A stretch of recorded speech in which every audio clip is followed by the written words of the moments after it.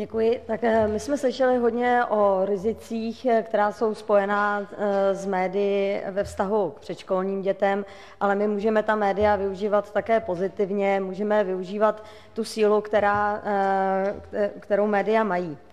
A mým dlouhodobým výzkumným zájmem i osobním zájmem je sledování, jak se vyvíjí u dětí psychická odolnost, a to je samozřejmě záležitost, do které vstupuje celá řada faktorů, ale ta média můžou být takovým docela důležitým zdrojem různých strategií, postupů, jak se vyrovnat s náročnými životními situacemi. A proto není špatné občas právě se podívat na materiál, který se dítěti dostává do ruky, ať už ve formě tištěné, jako knížka, časopis, jako zdroj internetový nebo jako příběh z televize, a zamyslet se nad tím, jaký vzor, jaké strategie ten příběh vlastně předává. Už jsme naznačili, že v předškolním věku, říkala to paní docentka Gellernová, v předškolním věku děti milují příběhy, milují pohádky, je to období, kdy ty děti čerpají z večerních vyprávění a i z pohádek, které si s nimi třeba čtete v mateřských školách. A je to hodně proto, že ty příběhy umožňují dětem nějakým způsobem vyznat se ve skutečnosti. My jsme mluvili nebo paní docentka Gellernová mluvila o vývojových specifikách. Jedno z těch vývojových specifik je, že to předškolní dítě vnímá svět svýma očima. A tím pádem ono, jak vidí ty věci jenom ze své perspektivy, tak nemůže chápat úplně všechno, co se děje, a potřebuje se v těch událostech zorientovat. Takže předškolní dítě má, asi znáte tu tendenci, třeba když se rodiče rozvádí nebo když se něco děje, tak to vztahovat k sobě. Třeba já jsem zlobil, proto teďko táta od nás odchází. Jo, neumí měnit tu perspektivu, neumí vidět všechny souvislosti. A ten příběh mu právě tyto věci může vysvětlovat. A nejen, že mu vysvětlí nějak tu realitu, ale také pomůže ukázat nějaké řešení. A proto právě příběhy, které třeba vybíráme dětem, čteme s nimi, tak by měly k nějakému řešení zpět. Také svým způsobem potvrzují třeba to, co cítím. To, že ve chvíli, kdy se mi narodí bratr, všichni mi říkají, že mám být hrozně šťastný, že máme doma miminko, tak já cítím nenávist a nejradši bych ho hodil z okna. A tím, že třeba si přečtu nějaký příběh, kde to ten hrdina prožívá nějak podobně, tak já si můžu potvrdit, aha, tak to se stává častějc, nesnižuje to moji hodnotu, já můžu přijmout sám sebe i tady s tímhletím pocitem, ale i v tom příběhu vidím, že nakonec teda se s tím novým přírůstkem v rodině dá nějakým způsobem žít. A samozřejmě dávají naději i třeba v situacích, které vypadají hodně beznadějně. A ani předškolní děti nejsou těmhletěm situacím, nejsou těchto situací ušetřený, takže samozřejmě jsou s nimi konfrontovány. Mám tam obrázek Pipy Punčochaté, asi znáte, teďko ten stařičký seriál znova běží vždycky nějak v sobotu ráno, nebo kdy, nevím, jak moc třeba na něj teďko malí děti ještě koukají, ale Pipy Punčochatá, vůbec všechny postavy Astrid Lindgrenové jsou příklady dětí silných, které řeší své životní osudy, a určitě je to jedna z autorek, kterou můžeme doporučit pro četbu s malými dětmi. Ta síla příběhu je až taková, že je využíváme třeba i v terapii. Velmi zajímavý autor, který třeba o tom hodně píše, je Peseškian, jehož knížka Kupec a papoušek u nás vyšla i česky a právě nabízí orientální pohádky, které mají v sobě terapeutický potenciál, a my můžeme vlastně i výběrem pohádky, tím, že si budeme povídat s dítětem nad pohádkou, a teď už, ať už je filmová, nebo ať už je v knižní formě, povídat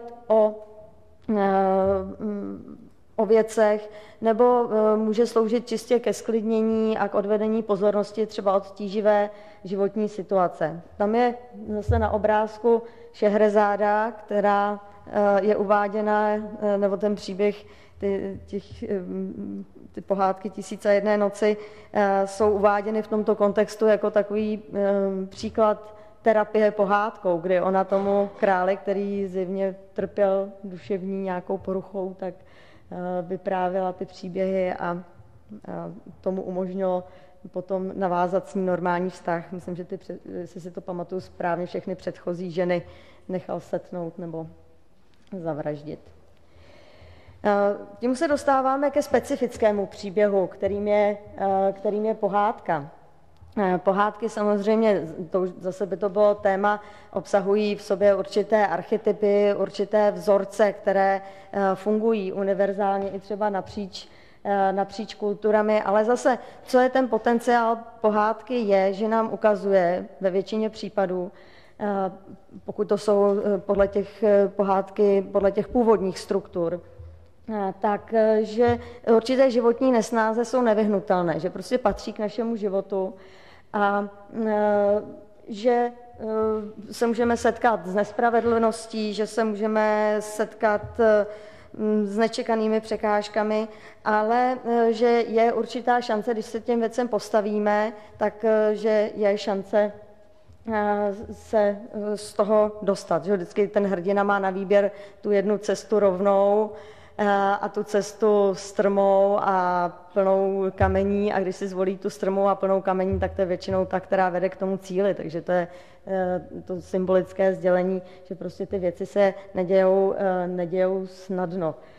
Já tam mám i odkaz na písničku Dělání, nevím, jestli si ji máme tady pustit, ale spíš ji asi budete znát. Jo, ale i třeba ta písnička může už předat dítěti svým obsahem nějakou strategii. Jo, když máš srdce zihle, když máš potíže, tak dej cihlu k cihle. To znamená, že mě když bude smutno, tak ne, že budu sedět a dumat o tom, jak je špatnej, ale tak se třeba zvednu a dobře, nebudu mít cihly a maltu, ale třeba upeču nějakou buchtu nebo něco a už tou fyzickou aktivitou a tou činností se můžu z toho stavu nějak dostat.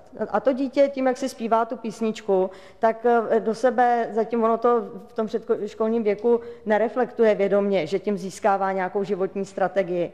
Ale tím, že tu písničku v té hlavě má, že si ji třeba rádo zpívá, tak ona mu naskočí a třeba v situaci, kdy bude mít srdce zihlé a už bude jakoby vybaveno, bude mít v té hlavě někde nějakou aktivní strategii pro tyhle situace.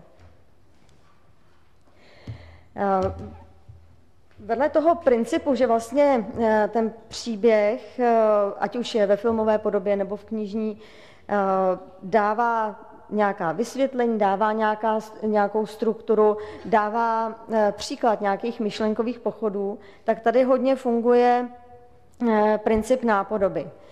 Někteří autoři označují celý předškolní věk jako obdobím nápodoby, takže je to věk, kdy děti nás překvapí tím,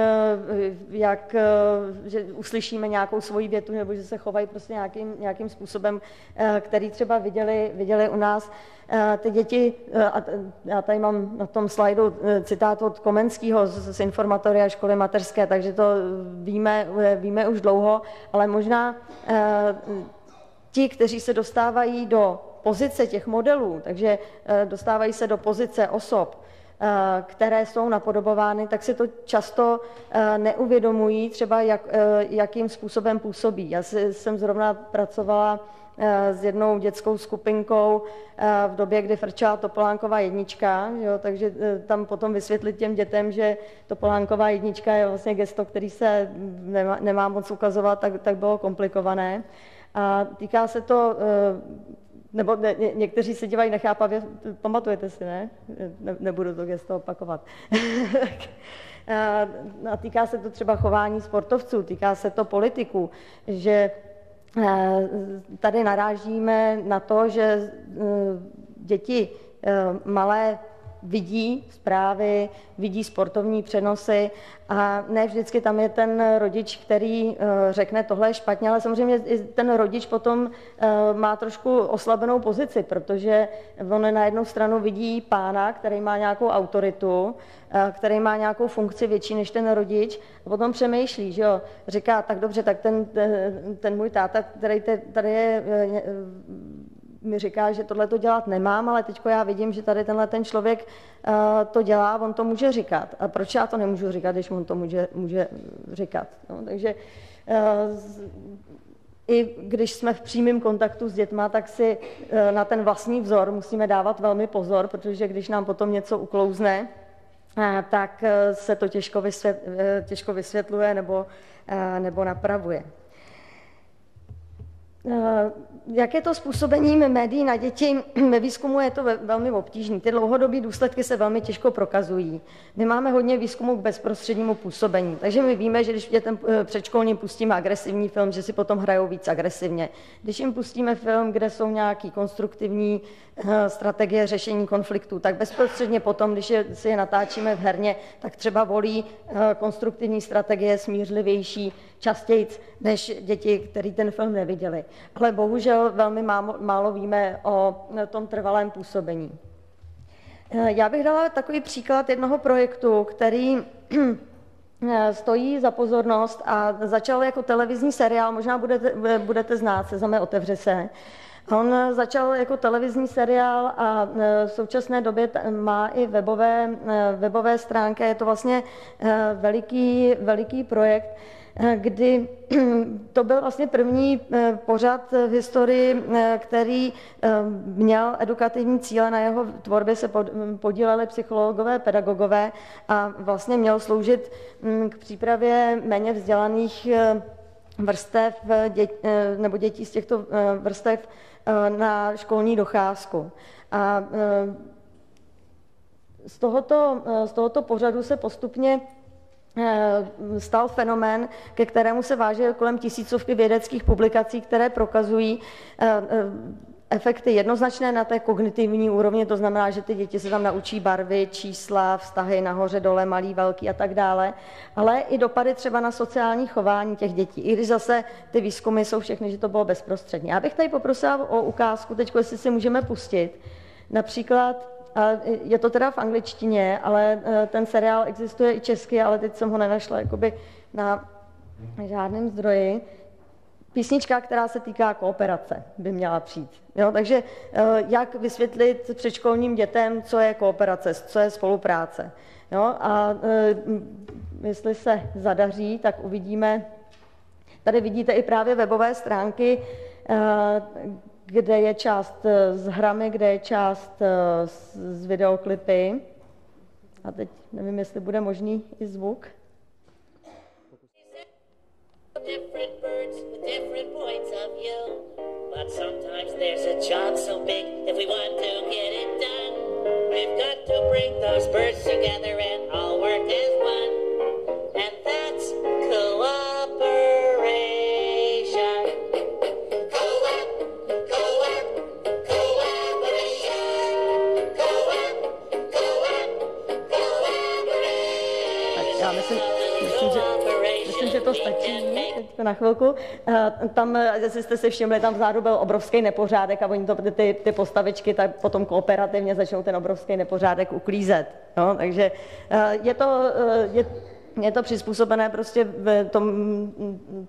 tomu, jak děti rozumí té realitě. Jsou to krátké šoty, prostě maximálně 15 minut, většinou to je takových 5 minut a třeba je to právě tou formou písničky. Jo? Nebo tam třeba pták Buk stojí před dveřma a teď bere za ty dveře a to je tenhle ten žlutý pták a nejdou mu otevřít.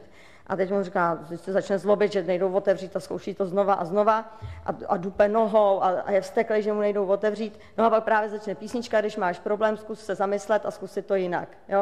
A on se jako zamyslí a zjistí, že celou dobu ty dveře tahal k sobě a oni se otvírají ven. Jo? A zase to dítě dostává tou písničkou do hlavy, když máš nějaký problém, zkus se zastavit, zkus se zamyslet a zkusit to jinak. Tady ještě bych vám ráda ukázala, oni mají tam i specifické klipy, které se týkají vyloženě krizových situací. Třeba ve Spojených státech byly aktuální hurikány a tady třeba je připravený klip, který se vyloženě zaměřuje na přípravu na hurikán. Já bych vás poprosila, jestli byste to posunul třeba tak na 3. minutku. Ten začátek tam jenom jako, že fouká vítr a tak, to není tak, tam jsou potom v takovém obchodě spolu.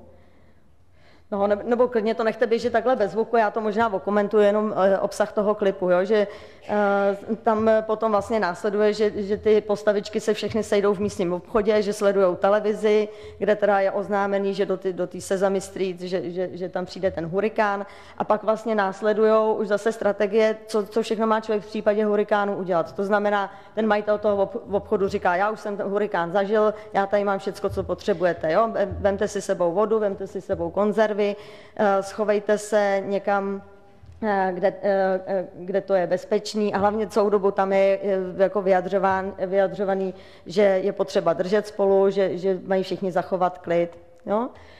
Takže i vlastně touhletou formou, protože děti třeba jsou k těm přírodním katastrofám vnímavým. Jsme zrovna tady u paní kolegyně dělali nějaký výzkum na strach dětí a bylo to taky nějaký povodně, zrovna v té době byly a viděli jsme, když jsme se ptali těch dětí, čeho se bojí dospělí, tak tam ty živly byly velmi často. Jo, že ty děti ani třeba říkali, že to není, že oni by se toho báli, ale že vnímají, že ty rodiče se toho bojí.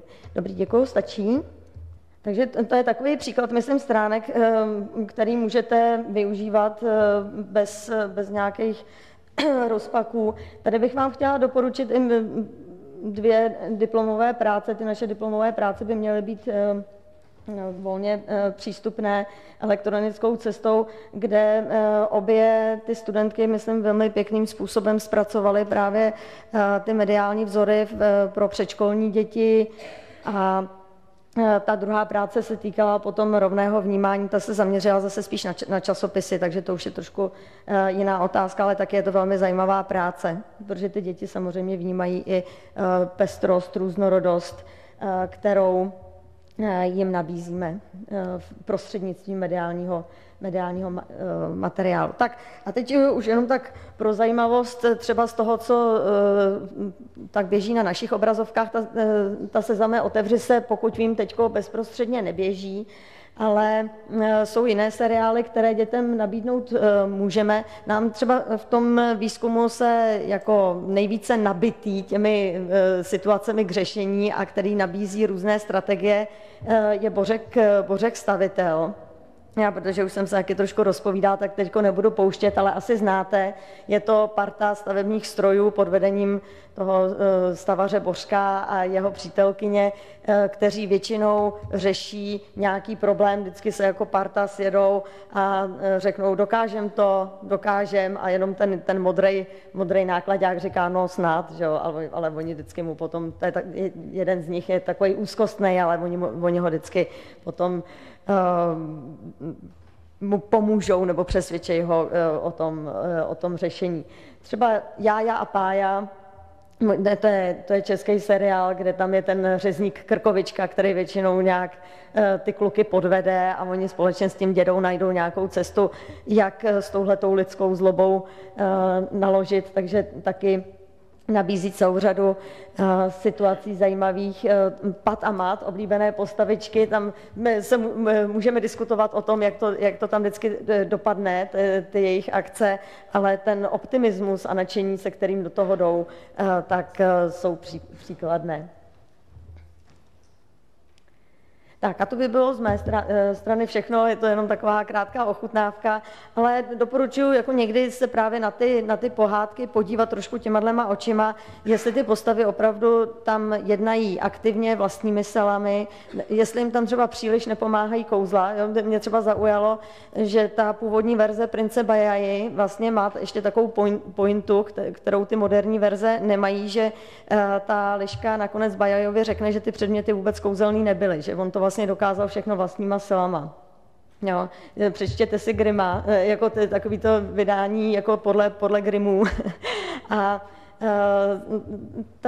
tenhle ten moment je tam, takže my jsme tam třeba sledovali seriál Oštrozok, ale tam ten hrdina vždycky si pomůže právě pomocí kouzel. Ale my zvlášť v tom předškolním věku můžeme i koukat na to, aby tam ten hrdina měl ten svůj aktivní vklad. Tak jo. Děkuji.